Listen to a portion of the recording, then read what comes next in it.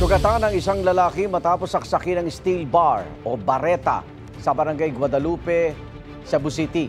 Ay sa biktima, natutulog siya sa tinutuloyan niyang bahay nang mangyari ang insidente. Nagising na lang daw siya nang maramdamang mahapdi at dumudugo ang kanyang ulo. Doon na raw niya nakita ang kasamaan sa bahay na si alias Tibo na akmang sasaksakin siya uli. Mabuti na lang daw at nahawakan niya ang dulo ng bakal. Sabi niya posibleng nagalit sa kanyang suspect nang hindi niya pahiramin ng kanyang bagong cellphone. Desidido siyang magsampa ng reklamo laban kay alias Tibo. Nahuli naman ang suspect na nasa kustodiya na ngayon ng pulisya.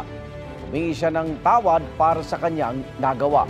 Hindi siya nagbigay ng iba pang pahayag.